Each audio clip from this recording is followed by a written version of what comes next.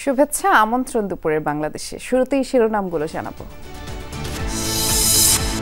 নতুন বাংলাদেশ গঠনের পথে নানা চ্যালেঞ্জ মোকাবিলা করতে হচ্ছে। চীনের বিএফএ সম্মেলনের প্রধান উপদেষ্টা, জনগণের আস্থা ফেরাতে চলছে সংস্কার। We must lay the foundation for a new civilization, a self-preserving and self-reinforcing society. We must create a world of 3.0. ডিসেম্বরে জাতীয় নির্বাচনের সম্ভাবনা ক্ষীণ মনে করেন রাজনীতিবিদ ও বিশেষজ্ঞরা। সংস্কার দৃশ্যমান না হলে আগ্রহ হারাবে মানুষ।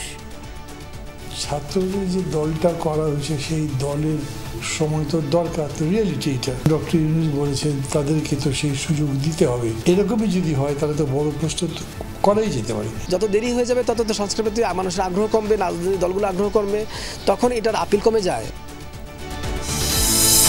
রেলের ঈদযাত্রায় স্বস্তি, সময় মতো ছাড়ছে ট্রেন। সড়ক পথে গাড়ির চাপ, বাড়তি ভাড়ার অভিযোগ। পাটুরিয়া দৌলতদিয়ায় নির্বিঘ্নে ফেরি পারাপার। ছুটির আগে শেষ ব্যাংকিং কার্যক্রমে গ্রাহকদের ভিড়। শুক্র ও শনিবার শিল্পাঞ্চলে মিলবে বিশেষ সেবা। এটিএম বুথে বাড়ানো হচ্ছে নগদ অর্থ।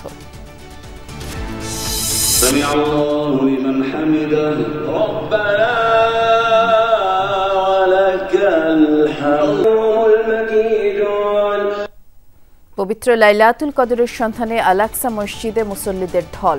নামাজ ও ইবাদত বন্দেগীতে মশগুল ছিলেন অন্তত 2 লাখ মানুষ। বিনা খরচে কৃত্রিম পা সংযোজন করে অনেককে স্বপ্ন দেখাচ্ছে স্বেচ্ছাসেবী সংগঠন স্বপ্ন নিয়ে।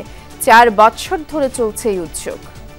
আমি ইনশাআল্লাহ আশা করি এইভাবে হাঁটাচলা করে অনেক কিছু করে খেতে পারবো। আমার স্বপ্ন আছে যদি এখন আমি ঠিক মতো হাঁটতে পারি, আল্লাহ রাসূল নাম লই, আমি একটা যে কোনো একটা ব্যবসা বাণিজ্য করার আশা আছে।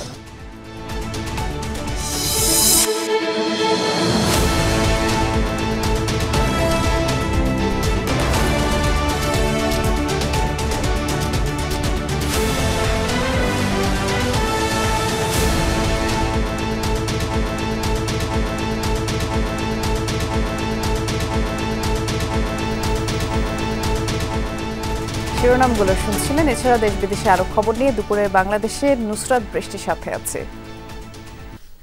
নতুন বাংলাদেশ গড়তে নানা চ্যালেঞ্জ থাকলেও কাজ করে যাচ্ছে সরকার।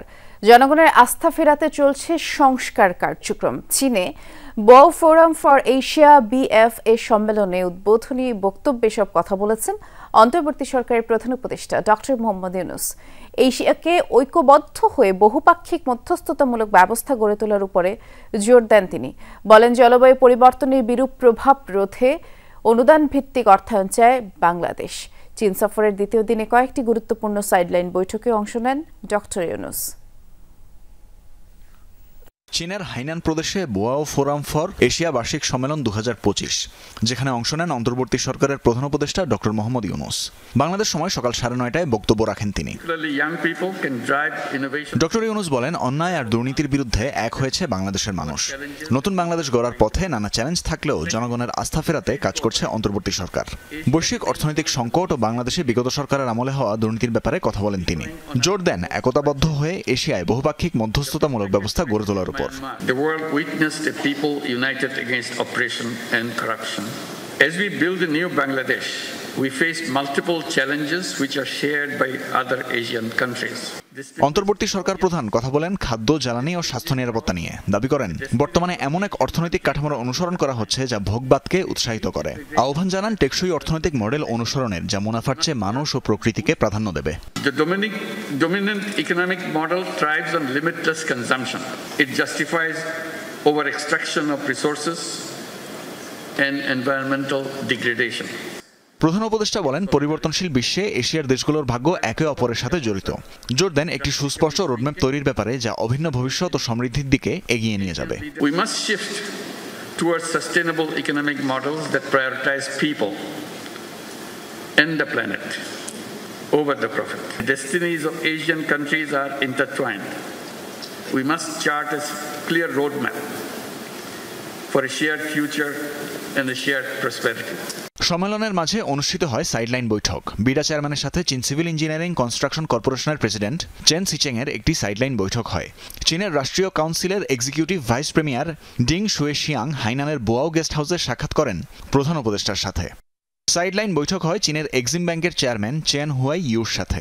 তিনি জানান, ব্যাংকটি চাইনিজ ম্যানুফ্যাকচারিং প্ল্যান্ট বাংলাদেশে স্থানান্তরে সাহায্য করবে। ব্যাংকটি বাংলাদেশে বিনিয়োগে আগ্রহী বলেও জানান তিনি। চীন ও পশ্চিমা উৎপাদনকারীদের আকৃষ্ট করতে বাংলাদেশকে ব্যবসায়িক পরিবেশ আরও উন্নত করার ব্যাপারে জোর দেন তিনি। প্রধান উপদেষ্টা বলেন, কৌশলগত অবস্থান ও দক্ষ মানব সম্পদ থাকায় বাংলাদেশ হতে পারে আরেকটি উৎপাদন কেন্দ্র। শীর্ষ চীনা বেসরকারি উৎপাদনকারীদের জন্য বাণিজ্য করিডোর গড়ে তোলা হবে বলেও জানান অন্তর্বর্তী সরকার প্রধান। তানভীর মৌসুম, যমুনা নিউজ। প্রধান উপদেষ্টার ভাষণে নির্বাচন ডিসেম্বরে না হওয়ার ইঙ্গিত দেখছেন রাজনীতিবিদ ও বিশেষজ্ঞরা। কারো কারো মতে নতুন দলকে সুবিধা দিতে এমন পরিকল্পনা করছে সরকার। সংস্কার প্রক্রিয়া বাস্তবায়নে সময় লাগার কথা বলা হলেও বিশ্লেষকদের মত, বেশি দেরি হলে নতুন নতুন চ্যালেঞ্জের মুখেই পড়বে সরকার, আর দৃশ্যমান না হলে সংস্কার নিয়ে মানুষের আগ্রহ কমতে থাকবে। রাজপথে থাকা পুরনো রাজনৈতিক দলগুলোর মূল আলোচনা নির্বাচন ঘিরে। ডিসেম্বরের আগে নির্বাচনের দাবি জানিয়ে আসছেন তারা। বিভিন্ন সময়ে বিদেশি মিডিয়ার কাছে প্রধান উপদেষ্টার দেয়া বক্তব্যে ডিসেম্বরে নির্বাচনের সম্ভাব্যতা দেখলেও মঙ্গলবারের ভাষণে তা দেখছেন না কেউ কেউ। বরং নির্বাচন কিছুটা পিছিয়ে যাওয়ার ইঙ্গিতের কথা জানান তারা। মনে হচ্ছে ডিসেম্বরের ডেডলাইনটা আর থাকছে না, যেহেতু ডিসেম্বর থেকে জুন, এমন তো বলা হয়নি ডিসেম্বর থেকে ফেব্রুয়ারি, তো 6 মাসের একটা ব্যবধান। মনে হচ্ছে যে নির্বাচন একটু পিছাচ্ছে, এবং যদিও বলা হচ্ছে যে বক্তব্যে বলা হচ্ছে যে নির্বাচন কমিশন প্রস্তুতি নিচ্ছে, কিন্তু প্রস্তুতির যে ধরন সেটা তো দৃশ্যমান না। ছাত্রদের যে দলটা করা হয়েছে সেই দলের সময় তো দরকার, তো রিয়েলিটি এটা তারা যদি চায়, এবং ডক্টর ইউনূস বলেছেন তাদেরকে তো সেই সুযোগ দিতে হবে, তারা দল করতে পারে যাতে, এটা যদি সেরকম সুযোগ দেওয়া হয়, কারণ এরকমই যদি হয় তাহলে তো বড় প্রস্তুত করাই যেতে পারে। কেন আপনি দেবেন? নর্মাল প্রসেসে যান। সরকারের বার্তা ছিল সংস্কারের সাথে নির্বাচনের সময়সীমা সম্পর্কিত। জুন পর্যন্ত ভোট গড়ানোর মানে কি তবে দীর্ঘ সংস্কার প্যাকেজের দিকে হাঁটছে সরকার? আমি মনে করি না যে বিএনপির সঙ্গে আটকে যাবে, তবে এই প্রক্রিয়ায় ডক্টর ইউনূস যেরকম করে সংস্কার চাইছিলেন সেরকম করে করতে পারবেন বলে আমার মনে হয় না। কারণ বিএনপি সংবিধান সংস্কারের অনেকগুলো ব্যাপারে তাদের জায়গা হয়তো ছাড়বেই না। যত দেরি হয়ে যাবে তত তো সংস্কারের প্রতি মানুষের আগ্রহ কমবে, রাজনৈতিক দলগুলো আগ্রহ কমবে, তখন এটার আপিল কমে যায়। এই আপিলটা কমে গেলে তো এটাকে বাস্তবায়ন করা কঠিন। যত সময় নেবে তত বিচারের ক্ষেত্রেও তার চ্যালেঞ্জ বাড়বে, যত সময় নেবে তত সংস্কার ক্ষেত্রেও তার চ্যালেঞ্জ বাড়বে। দ্রব্যমূল্য, ব্যাংকিং খাতের সফলতা ও বিনিয়োগ নিয়ে আশার কথা জানিয়েছেন প্রধান উপদেষ্টা। তবে সরকারের এই চেষ্টার সাথে দ্বিমত করছেন না রাজনৈতিক অঙ্গনের মানুষেরা। অর্থ পাচারকারীদের দ্রুত আইনের আওতায় নিয়ে আসার লক্ষ্যে রাসেল আহমেদ, যমুনা নিউজ, ঢাকা। ঈদের ছুটির আমেজ শুরু হয়ে গেছে। স্বজনদের সাথে ঈদ করতে রেলপথে আগেভাগেই বাড়ির পথ ধরেছেন অনেকেই। ভোর থেকেই কমলাপুর রেল স্টেশনে একের পর এক ট্রেন ছেড়ে যাচ্ছে। ম্যানেজার শাহাদাত হোসেন জানিয়েছেন, আজ 70টি ট্রেন ছেড়ে যাবে ঢাকা থেকে। তিনি বললেন, এখন পর্যন্ত সবগুলো ট্রেন সঠিক সময়ে ছেড়ে গেছে এবং স্বাচ্ছন্দ্যে ঈদযাত্রার জন্য নিরাপত্তা ব্যবস্থাও নেওয়া হয়েছে। একই ব্যবস্থা রাজধানীর বিমানবন্দর স্টেশনেও আরও জানিয়েছেন, যাত্রীচাপ অনুযায়ী স্পেশাল ট্রেন দেওয়া হয়েছে ঈদে, এবং এই ছুটিতে স্বস্তির যাত্রায় যাত্রীরা বেশ খুশি। অনেক বেশি ভালো লাগছে, থাকার প্ল্যান অনেক দিনই আছে, প্রায় 10-12 দিনের মতো থাকবো। ট্রেনের সার্ভিস আলহামদুলিল্লাহ ভালো, আর শিডিউল বিপর্যয় নেই বললেই চলে। এবার ঈদের সঙ্গে নতুন একটা আনন্দ যোগ হয়ে গেছে। বাসায় 2টা বিয়ে খাবো, এই জন্য আর স্থির থাকতে পারতেছি না যে কখন বাসায় যাব। ট্রেনগুলো যখন সঠিক সময় ছেড়ে যায় তখন যাত্রী সাধারণ আর এখানে বিট করে না, যার জন্য আপনারা পেছেন না। কিন্তু চাপ প্রতিদিনই আছে, কারণ আমরা টিকিটের যে পরিসংখ্যান সেই পরিসংখ্যান বলতেছে টিকিট বিক্রি ভালো, এবং সেটা চাপও আছে। প্রিয়জনের সাথে ঈদ করতে কর্মস্থল ছাড়তে শুরু করেছে মানুষ। মহাসড়কগুলোতে গাড়ির চাপ বেড়েছে, কিছু পয়েন্টে জটলা থাকলেও যানজটের ভোগান্তি নেই। স্বস্তিতেই বাড়ি ফিরছেন মানুষ। আগামীকাল থেকে শুরু হচ্ছে টানা 9 দিনের ছুটি, আর তাই আজ অফিস ছুটির পরেই ঘরমুখো মানুষের চাপ আরও বাড়বে। ঢাকা টাঙ্গাইল মহাসড়কে চন্দ্রা কালিয়াকৈর বাজার পয়েন্টে যাত্রী তোলার কারণে যানবাহনের কিছুটা জটলা তৈরি হচ্ছে। ঢাকা সিলেট ঢাকা ময়মনসিংহ মহাসড়কেও যানজট নেই। ঈদযাত্রায় ঢাকা চট্টগ্রাম ঢাকা মাওয়া মহাসড়কে গাড়ির চাপ বেড়েছে এবং পরিস্থিতি স্বাভাবিক রাখতে পুলিশ কাজ করছে। এদিকে বরাবরের মতো এবারও ঈদযাত্রায় বাড়তি ভাড়া নেয়ার অভিযোগ বাসে। ঘরমুখো মানুষ এই অভিযোগ করছেন। মানে গাড়ি পাইতেছি না, গাড়ির সমস্যা তো তার জন্য ভাড়াও বেশি নিতেছি। 550 জায়গায় 850 1000 টাকা দাম ভাড়া, 500-600 জায়গায় 1000 চাইতেছে। কাউন্টার বন্ধ, এখানে যে গাড়ি যাচ্ছে সেই গাড়ি ভাড়া বেশি যাচ্ছে, তাই জন্য আমাদের অসুবিধা হচ্ছে। যদি কাউন্টার খোলা থাকতো তাহলে আমরা সুবিধা মতো বাড়িতে পৌঁছাতে পারতাম। গাজীপুরের চন্দ্রা এলাকায় আমাদের সহকর্মী আছেন হোসাইন আলী বাবু। দেখে আসতে চাই কি অবস্থা সেখানে। বাবু, প্রত্যেক বছর যেমনটি দেখি ঈদের আগে, সেটা যে ঈদই হোক না কেন, লম্বা যানজট, মানুষের ভোগান্তি, যানবাহনের লাইন দেখি এই চন্দ্রা এলাকায়। এবার যেহেতু ঈদের ছুটিটা বেশি, ভোগান্তির চিত্র কি কম মনে হচ্ছে? বেশি আসলে চন্দ্রপুরে সকাল থেকে আসলে তেমন চাপ না থাকলে বেলা বাড়ার সাথে কিন্তু গাড়ির চাপ বেড়েছে। কিছুক্ষণ আগেই দীর্ঘ সারি ছিল, এখনো কিন্তু দীর্ঘ সারি দেখা যাচ্ছে। জটলা, দীর্ঘ জটলার সাথে দেখা যাচ্ছে। ফ্লাইওভারের উপরে তেমন জটলা না থাকলে কিন্তু নিচে কিন্তু জটলা রয়েছে। পাশাপাশি কিন্তু যাত্রীদের ভোগান্তিও রয়েছে। বাড়তি ভাড়া বরাবরের মতো অভিযোগ করছেন। তার পাশাপাশি কিন্তু আরেকটি ভোগান্তি যোগ হয়েছে, সেটি হচ্ছে যে আসলে কাউন্টার বন্ধ থাকার কারণে তারা কাউন্টার থেকে টিকিট কাটতে পারছেন না। সেক্ষেত্রে আসলে কাউন্টারের টিকিটের যে নির্ধারিত ভাড়া, সেটা চেয়ে অনেক বেশি ভাড়া পাচ্ছেন যাত্রীরা। আবার সেক্ষেত্রে আসলে আরেকটি ভোগান্তি হচ্ছে যে গাড়িতে উঠলে তারা সিট পাচ্ছেন না। নানা ভোগান্তি নিয়ে আসলে তারা ছুটছেন সে করে। তারপরে বলছেন যে আসলে যত দুর্ভোগ এবং কষ্টই হোক, তারা কিন্তু আসলে পরিবার পরিজনদের সাথে ঈদের আনন্দ ভাগাভাগি করার জন্য ছুটছেন দীর্ঘ একটি বছর পর। প্রতি বছরই দেখাতে চেষ্টা করি আসলে যে এই চন্দ্রামোড়ে দীর্ঘ সারি এবং দীর্ঘ জটলা সেটা কিন্তু থাকেই, বরাবর মতো এখনো আছে।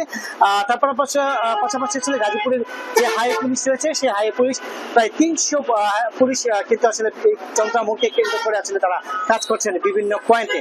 তারা যেটা বলছেন যে আসলে যেসব গাড়ি ঢাকা থেকে ছেড়ে আসছে, সেসব গাড়ি আসলে চন্দ্রামোড়ে এসে কয়েকটি জায়গায় আসলে অবস্থান করে গাড়ি এলোমেলো ভাবে রেখে যাত্রী তুলে, সেক্ষেত্রে আসলে জটলাটা সৃষ্টি হয়। আর যাত্রীরা অভিযোগ করছে আসলে গাড়ি না থাকার কারণে তাদের যে মালামাল নিয়ে দীর্ঘক্ষণ হেঁটে তাদের প্রায় অনেক দূর যে তাদেরকে গাড়ি উঠতে হচ্ছে। সেই দৃশ্য কিন্তু আপনি দেখতে পাচ্ছেন। এই যে যাত্রীরা কিন্তু তারা মালামাল মাথায় নিয়ে আসলে তারা যাচ্ছেন গাড়িতে ওঠার জন্য।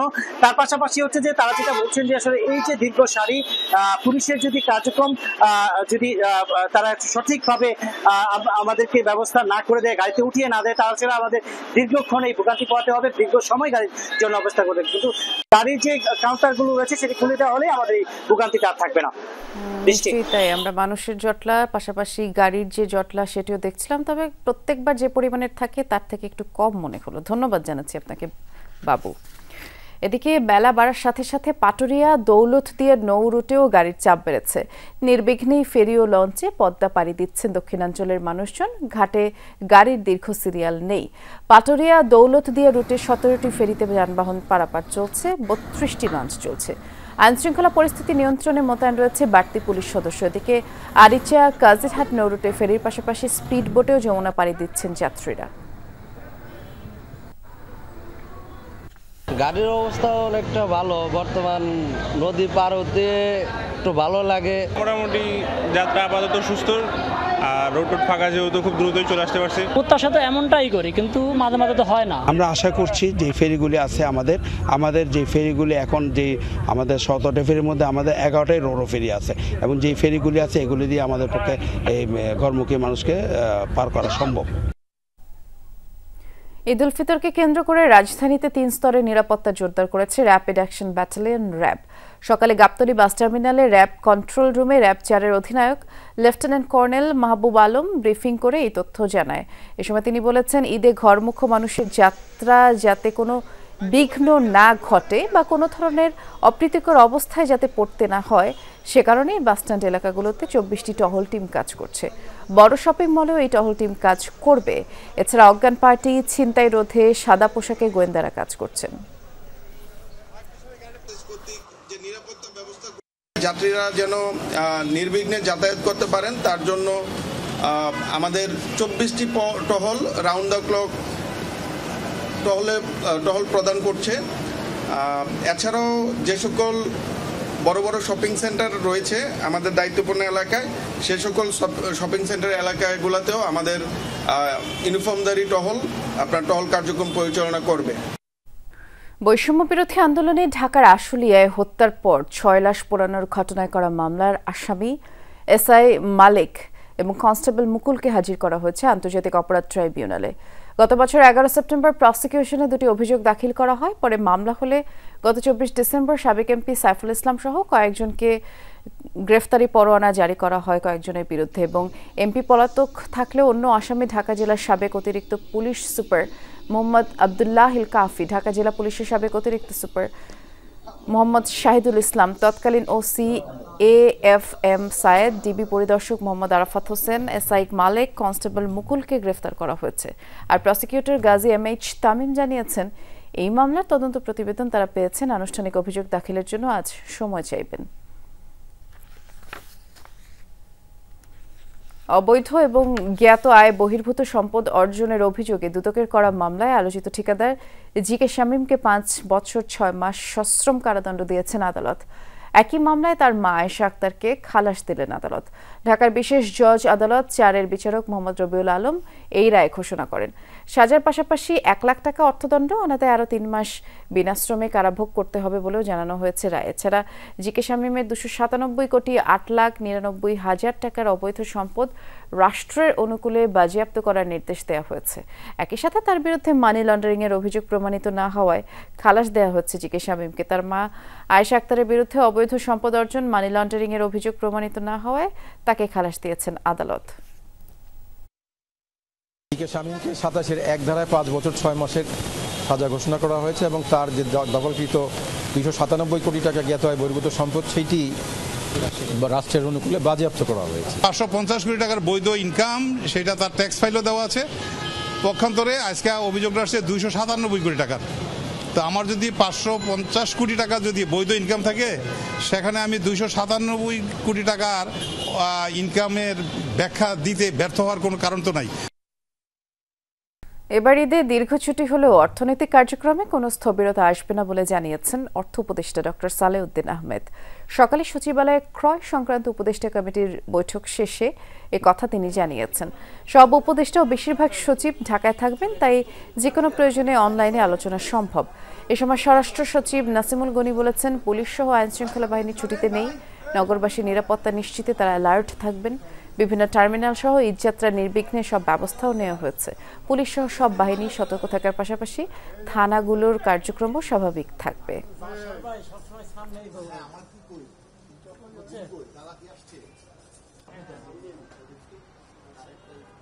আমরা বিশেষ পরিকরে ইভেন উপদেষ্টা মন্ত্রীর সদস্য বেশিরভাগ আমরা ঢাকা থাকবো, এটা কথা হয়েছে। দরকার হলে সেই বন্ধের মধ্যে আমরা দরকার মিটিং করবো। তো এটা আটকে থাকবে, এটা আমাদের মধ্যে কথা হয়েছে। আমাদের পুলিশ বাহিনী এবং আইন শৃঙ্খলা বাহিনী ছুটিতে নেই। বিপুল সংখ্যক মানুষ ঢাকা থেকে দেশের বাইরে চলে যাবেন, তাদের যাত্রাটা ফ্যাসিলিটেট করার জন্য আমরা সর্বাত্মক চেষ্টা করছি।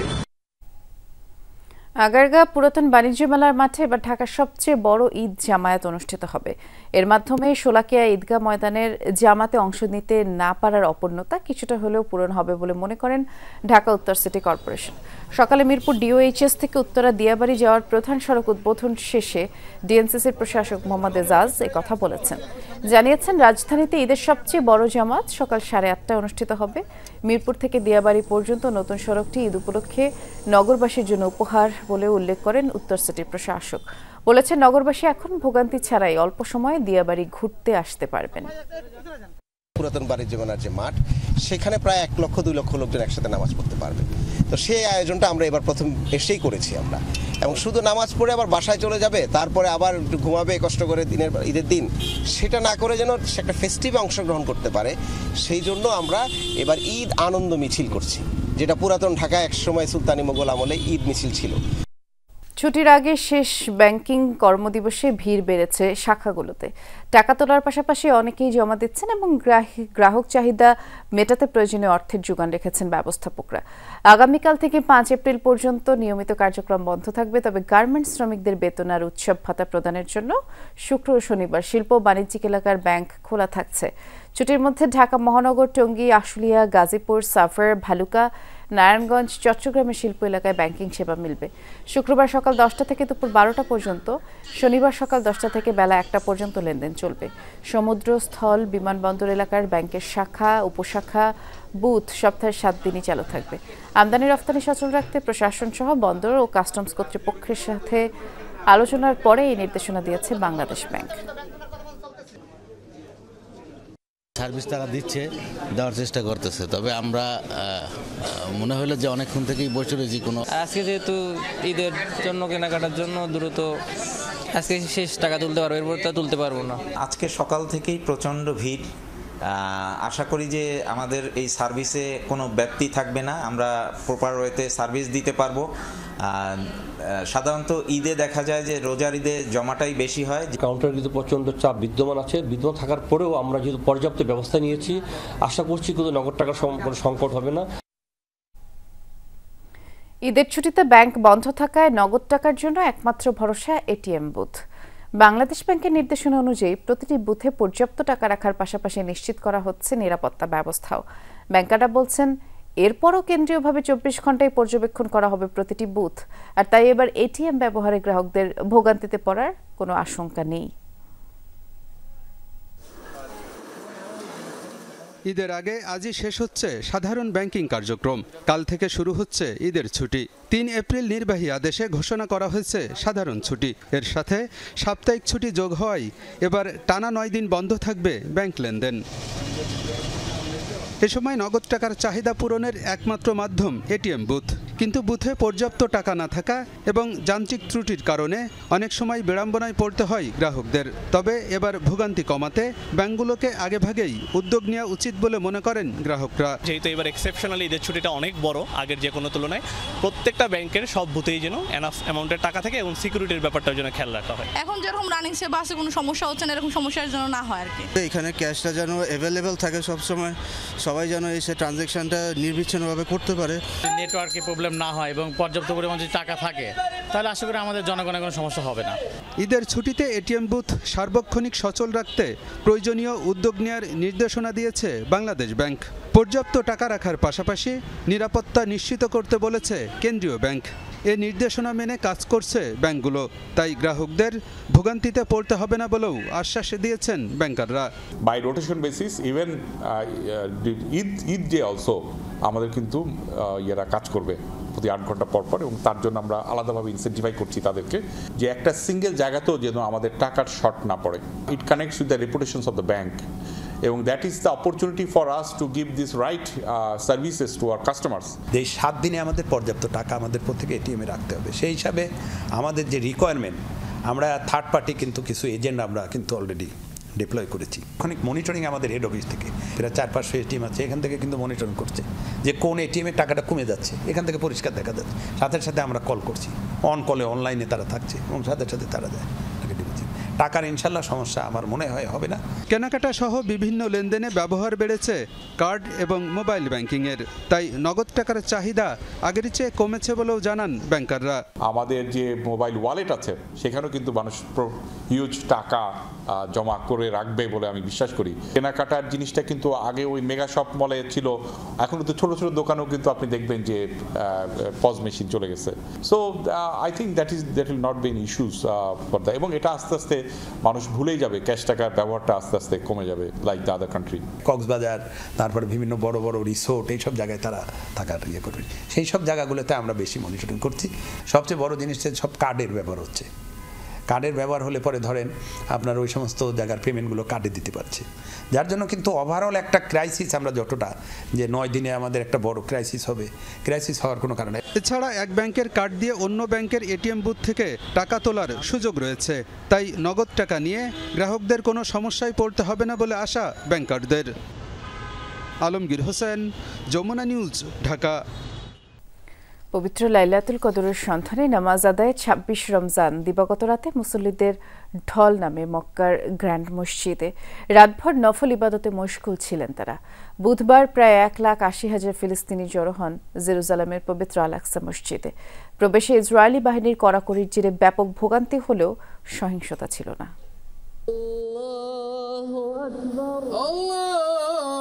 রমজানের শেষ দশকে বিশেষ এ সময়ের কোনো এক বেজোড় রাত্রিতেই রয়েছে মহিমান্বিত রজনী লাইলাতুল কদর। এরই সন্ধানে মক্কার গ্র্যান্ড মসজিদে ইবাদত বন্দেগিতে উপস্থিত হন লাখো মানুষ। ক্ষমা প্রার্থনা, আল্লাহর সন্তুষ্টি আদায় ও মুসলিম উম্মার শান্তি কামনায় দোয়া করেন মুসল্লিরা। বেলা হওয়ার পর থেকেই পবিত্র মসজিদ প্রাঙ্গণে জড়ো হতে থাকে ফিলিস্তিনিরা। পশ্চিম তীরের বিভিন্ন এলাকা সহ দূর দূরান্ত থেকে আসেন মুসল্লিরা। তবে ইসরায়েলি বাহিনীর হেনস্থা থেকে রেহাই মেলেনি এবারও। মসজিদে প্রবেশের আগে একের পর এক চেকপয়েন্ট মোতায়েন করা হয় নিরাপত্তা বাহিনীর বিপুল সংখ্যক সদস্য। তল্লাশির কবলে সাধারণ মুসল্লিরা। ঘণ্টার পর ঘণ্টা অপেক্ষা করে গেট পার হতে হয়ে যায় বিকেল। চেকপয়েন্টে ভীষণ ভোগান্তি হয়েছে। 3 ঘন্টা দাঁড়িয়ে থেকে ঢোকার সুযোগ পেয়েছি। অনেক গেট বন্ধ করে রেখেছে। যেদিন আল আকসায় প্রবেশের অনুমতি পেলাম, কি যে আনন্দ হয়েছে, কেঁদে ফেলেছিলাম। দুপুর 12:30 থেকে দাঁড়িয়ে আছি, এখন 2:30 বাজে। কেউ কেউ বলছে 3টায় খুলবে। যখন চাই তারা হয়রানি করে, যখন ইচ্ছা হয় গেট খোলে। মনে হচ্ছে তারা আমাদের সন্ধ্যা পর্যন্ত এখানে দাঁড় করিয়ে রাখবে। তবে সন্ধ্যা হোক বা রাত পর্যন্তই হোক, যতক্ষণ পর্যন্ত নামাজ আদায় ভেতরে যেতে না পারছি, এখানে দাঁড়িয়ে থাকবো। অবশেষে প্রিয় মসজিদে প্রবেশ, তারাবিহ সহ সারা রাত ইবাদত বন্দেগি, মহান আল্লাহর কাছে নিজেকে সমর্পণ, মুসলিম উম্মার শান্তি কামনা, গাজাবাসীর মুক্তি চেয়ে বিশেষ দোয়া। আবেগ আপ্লুত মুসল্লিরা। আল আকসা মসজিদ দেখভালের দায়িত্বে থাকা ইসলামিক ট্রাস্টের তথ্য অনুযায়ী বুধবার রাতে সেখানে নামাজ আদায় করেছে প্রায় 1,80,000 মানুষ। প্রতিবারের মতো চলতি রমজানের আগেও পবিত্র আল আকসায় প্রবেশে কড়াকড়ি আরোপ করে ইসরায়েলিরা। বিশাল এই মসজিদে প্রায় 3 লাখ মানুষের নামাজের ব্যবস্থা রয়েছে। Dorothy Tasrin, Jamuna news. ঈদ উপলক্ষে কতভাবেই না মানুষ আনন্দ বিলায়। কেউ উপহার দিয়ে, কেউ বা নতুন জামা কিনে। তবে স্বেচ্ছাসেবী সংগঠন স্বপ্ন নিয়ে উদ্যোগটা একদমই ভিন্ন। যারা হাঁটতে কিংবা ছুটতে পারছে না, তাদেরকে 4 বছর ধরে বিনামূল্যে কৃত্রিম পা সংযোজন করে দিচ্ছে সংগঠনটি। আর এই উদ্যোগে এরই মধ্যে নতুন করে জীবনযুদ্ধ জয় করার সাহস পেয়েছেন 127 জন। ব্যতিক্রমে এই উদ্যোগের গল্প জানাচ্ছেন সহকর্মী ফারহানা ন্যান্সি।